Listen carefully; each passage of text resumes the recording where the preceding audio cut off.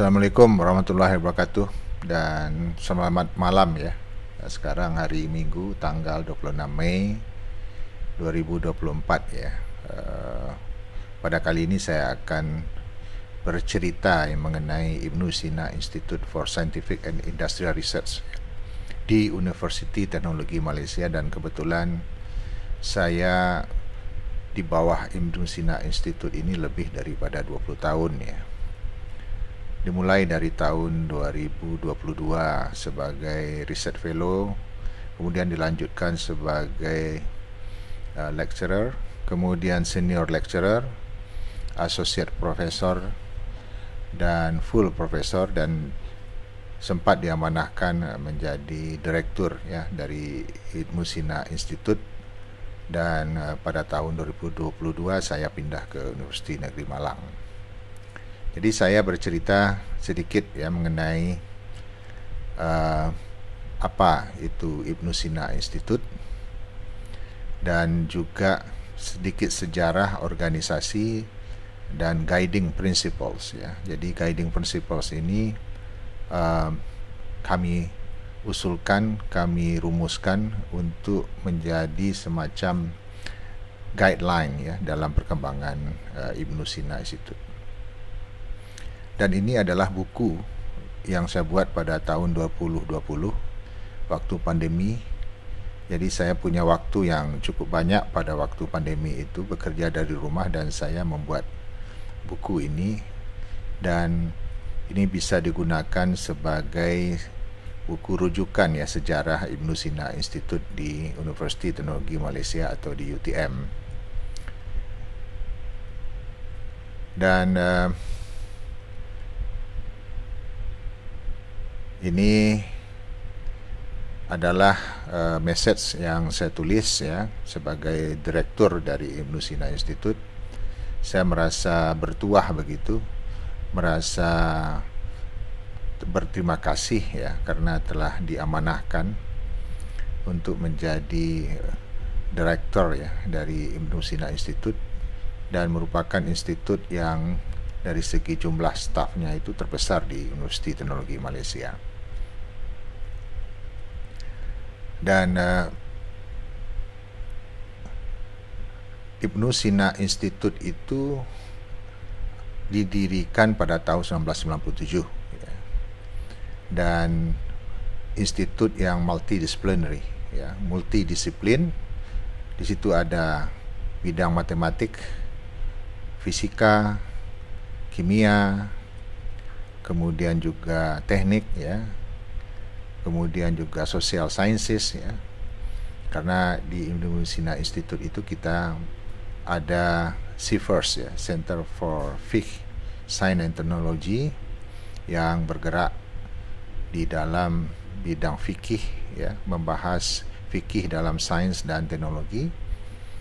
Dan pada tahun 2020 waktu buku ini dibuat, Ibnu Sina Institute itu terdiri dari 6 research center, dan kita mempunyai juga 4 spin-off company, perusahaan di dalam institut, kemudian 6 full professor, 18 associate professor, 36 orang senior lecturers dan lecturers, dan kita mempunyai 27 orang research officer dan support staff. Dan kita selama kita berdiri ya, kita telah mempublikasikan lebih dari 1000-an ya artikel yang indeks di Scopus. Ini data 1276, itu data pada 17 Januari pada tahun 2020. Jadi kita ada 6 research center ya di bawah Ibnu Sina Institute. Yang pertama adalah Center for Sustainable Nanomaterials. Ini adalah cikal bakal Ibnu Sina Institute itu dari Center for Sustainable Nanomaterials. Kemudian kita ada Laser Center, kemudian ada UTM Siam, UTM Center for Industrial and Applied Mathematics. Kita ada CLEAR, Center for Lipids Engineering and Applied Research. Kita juga ada CFIRS, Center for Fiqh Research in Science and Technology. Dan kita juga ada UTM BDC ya, di UTM Big Data Center. Mungkin ada yang bertanya-tanya ya, kenapa nama ini digunakan ya. Ini digunakan nama ini waktu didirikan pada tahun 1997 diusulkan oleh Prof. Rashidi. Waktu itu adalah direktur pertama dari Institut Ibnu Sina.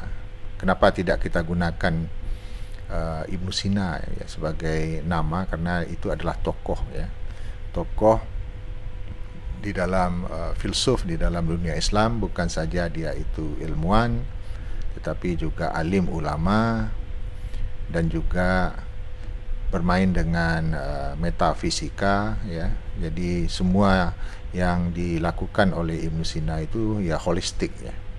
Jadi ini nama yang digunakan oleh institut, dan spiritnya itulah yang kemudian saya translasikan sewaktu saya menjadi direktur dari institut ini.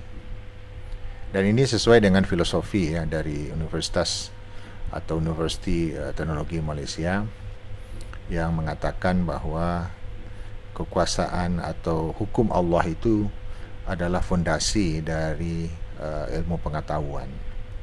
Dan ini cocok sekali ya dengan Ibnu Sina, filosofi ini. Dan sewaktu saya menjadi direktur ya, saya membuat 6 prinsip ya untuk institut ini bisa berkembang. Yang pertama, prinsip utamanya adalah mengenai academic leadership ya. Yang kedua itu adalah mengintegrasikan research dan pendidikan ya, integration of research and education.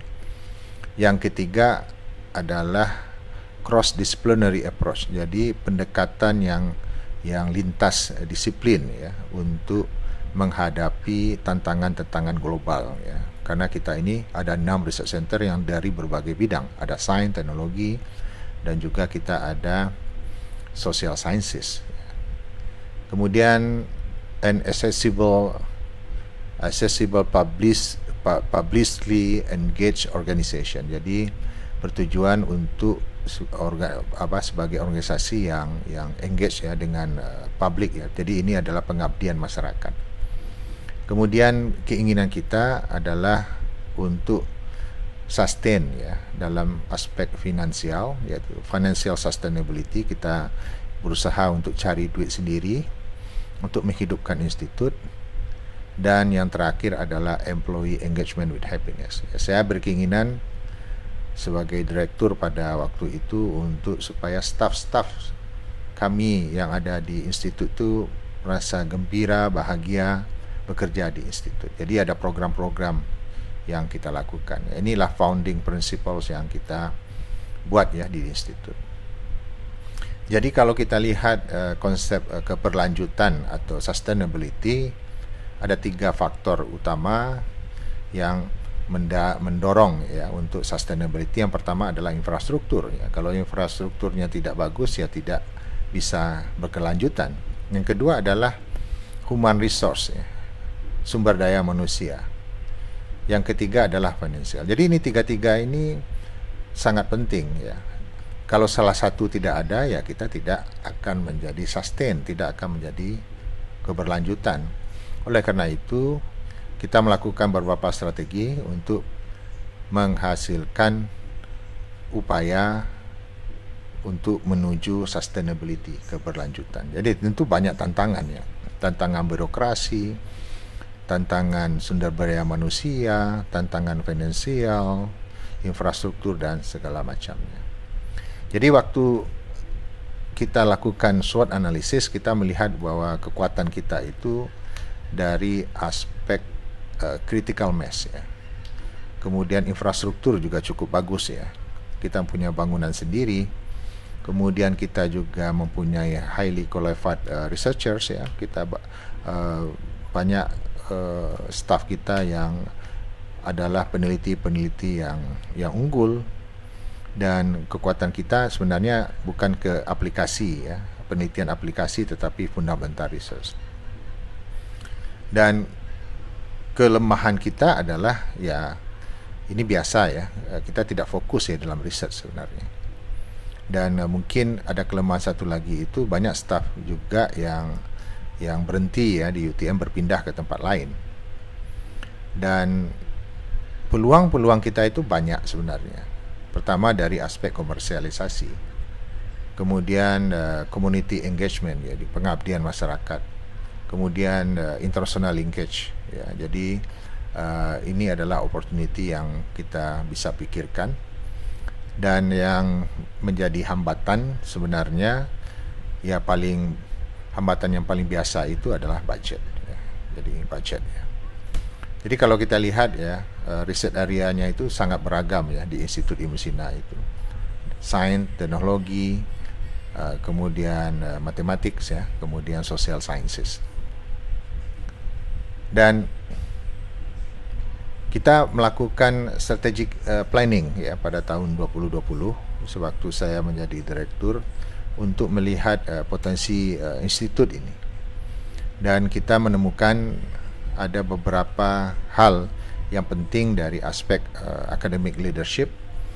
Yang untuk academic leadership itu kita ingin membuat blueprint ya, untuk institut sebagai internal strategic dan operational planning processes, untuk kita mendapatkan high quality information yang membuat kita itu jelas ya, bagaimana performance kita pada tingkat lokal, nasional dan global ya. Jadi kita perlu ada blueprint. Dan inisiatifnya adalah untuk academic leadership ini adalah bagaimana kita bisa create ya, atau menghasilkan, menciptakan dan mengintegrasikan disciplinary activities ya, yang baru ya, untuk UTM ini. Jadi ini inisiatif yang perlu kita lakukan untuk academic leadership. Jadi apa implementasinya? Ya, pertama kita harus buat blueprint. Kemudian kita harus bekerjasama dengan top researchers ya, atau scientists di seluruh dunia. Dan apa yang akan kita lakukan pada waktu itu adalah bekerjasama dengan Huawei Research Center ya. Dan kita ingin juga membuat apa yang disebut sebagai Ibnu Sina Institute Award dan fellowship dalam bidang stingless bee. Stingless bee ini adalah lebah yang tidak ada sengatnya. Yang kedua adalah integration research and education. Kita ingin supaya mengintegrasikan riset dan pendidikan ya. Jadi inisiatifnya untuk membuat platform untuk student dan postdoc ya di Ibnu Sina itu, platform itu supaya mereka itu meningkat ya kemampuannya di dalam pendidikan, research ya, kemudian entrepreneurship. Ya, ini belum pernah ya dilakukan, dan alhamdulillah sebelum saya pindah ini sudah ada ya. Dan juga cross disciplinary approach ya. Jadi memang perlu adanya kerjasama antar bidang ya.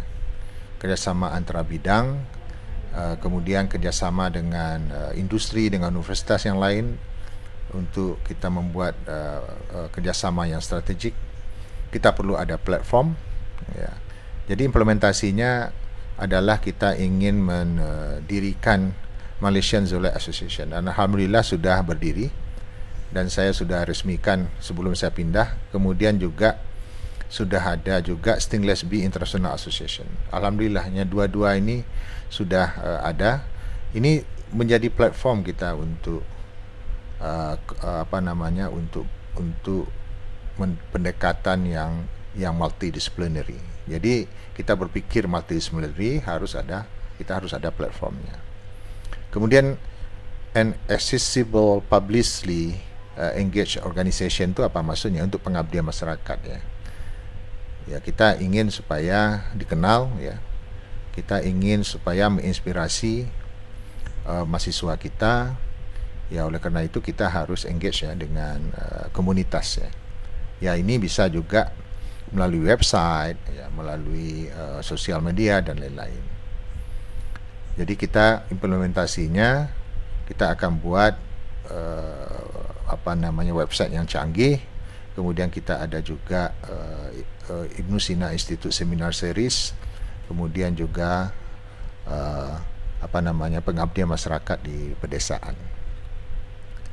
Dan untuk financial sustainability, inisiatifnya ya kita perlu ada membuka peluang bisnis ya. Di antaranya adalah kita perlu adanya spin-off company ya, perusahaan-perusahaan, karena di Universiti Teknologi Malaysia kita dibolehkan untuk membuat perusahaan di bawah universitas.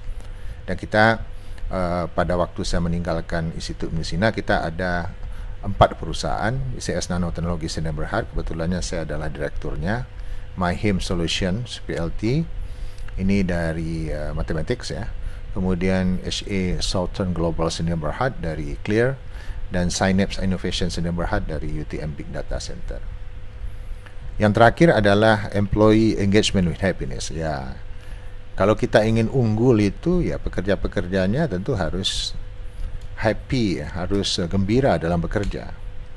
Jadi inisiatifnya itu apa? Inisiatifnya itu adalah ya mungkin dengan cara olahraga, kemudian kita ada mengaji bersama, kemudian kita ada badan kebajikan namanya ya, family keluarga kita yang kita masukkan ke dalam badan kebajikan Institut Ibnu Sina, disebut sebagai Baksis.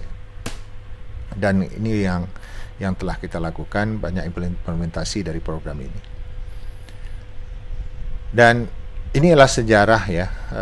Institut ini didirikan pada 1997 dengan direktur yang pertama itu adalah Profesor Rashidi. Beliau ini mantan dekan. Kemudian dilanjutkan oleh Prof. Halimatun Hamdan. Kemudian dilanjutkan oleh Prof. Muhammad Marsin Sanagi. Oh, lupa ini. Yang nomor 2 itu adalah Prof. Karsono ya. Prof. Karsono itu 1998 sampai 2000. Terlupa ini. Ya, ada yang salah di sini. Kemudian ada Prof. Samsudi Sakrani ya. Ini juga terlupa juga setelah Prof. Halimatun, Prof. Samsudi Sakrani, kemudian Prof. Marsin Sanagi, kemudian Prof. Mustafa Samsudin, kemudian lanjutkan lagi dengan Prof. Marsin Sanagi dan Prof. Rahim ya, kemudian baru saya. Dan ini adalah sejarah ya. Sejarah didirikannya Institut Ibnu Sina itu bermula dari rapat ya, tanggal 7 Mei 1997.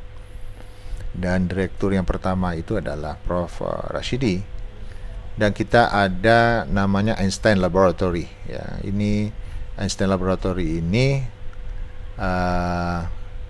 lab yang berfungsi untuk meneliti mengenai gravitational wave ya. Jadi gelombang gravitasi ya. Karena targetnya adalah fundamental ya. Karena alat dari gravitational wave ini disumbangkan oleh Institute of Space and Astronautical Sciences ISAS ya, di Jepang, laser interferometernya. Kemudian kita ada kontrak profesor ya yang bekerja dengan Institut Ibnu Sina ya untuk fundamental research, terutama untuk menjalankan laser interferometer ini. Dan ini juga tahun 1997 Datuk Seri Muhammad Najib Abdul Razak waktu itu adalah Menteri Pendidikan di Malaysia, itu meresmikan lab Einstein Lab itu. Dan seterusnya kemudian ini adalah direktur yang kedua, Prof. Karsono, dilanjutkan dengan Prof. Halimatun. Prof. Halimatun ini banyak menyumbang ya kepada perkembangan Institut Ibnu Sina dengan adanya Excellent Scientist Program ya.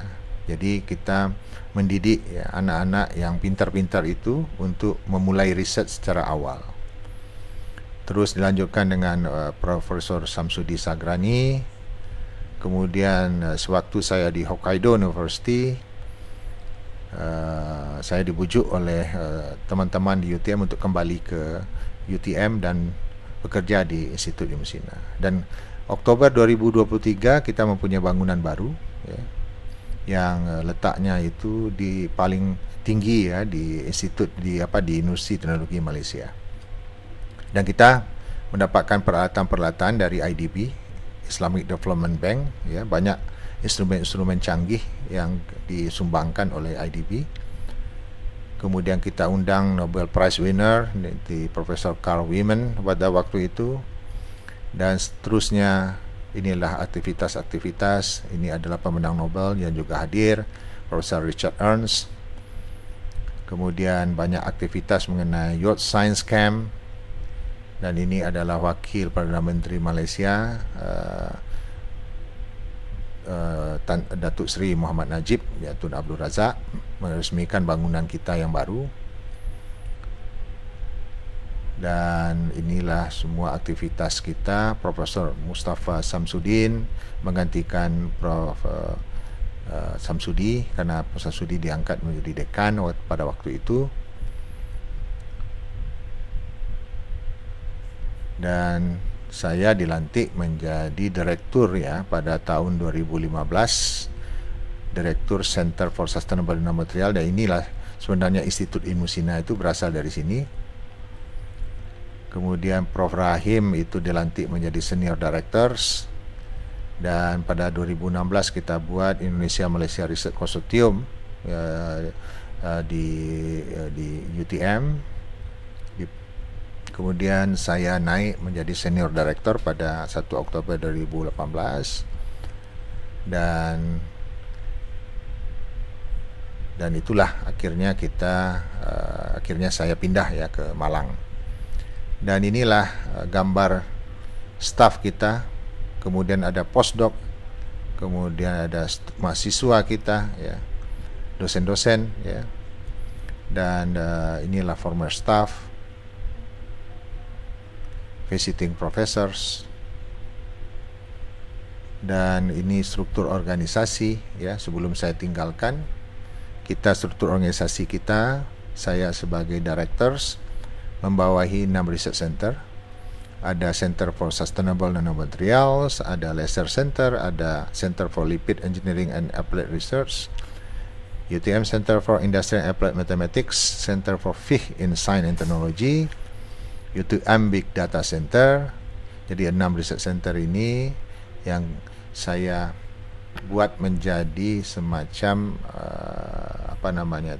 guiding, menjadi konsepnya itu bagaimana melihat Ilmu Sina itu dari data sampai ke wisdom, ya. Jadi prosesnya itu data, ya, data itu ada UTM Big Data Center, kemudian kita ada data itu menjadi information, ya. Kemudian setelah information ada knowledge, kemudian knowledge itu ada insightful, kemudian terakhir itu ada wisdom. Dan konsep seperti ini itu, ya, diwakili oleh center-center ini. Dan kita pada waktu tahun 2020 itu kita ada 6 profesor, 18 associate profesor, 5 senior lecturer, 7 research officer, 20 support staff, dan 87 total, ya, staff kita. Inilah staff-staff kita. Ini staff kita. Ini adalah support staff. Dan inilah inisiatif yang telah kita buat, ya, Indonesia Malaysia Research Consortium. Kemudian jurnal kita juga, ya, jurnal. Kemudian ada entrepreneurship ecosystem, seminar series. Dan inilah expertise kita. Kita ada material science, industrial mathematics, fikih, science and technology, computer science and big data, separation technology, laser and photonic, ya, dan lain-lain. Dan ini adalah researchers dan expertise. Dan kita sangat beruntung, ya, karena disupport oleh 89 master student, 200 PhD student, 8 postdoc, dengan total postgrad dan postdoc ini 297, ya, orang. Dan inilah daftarnya.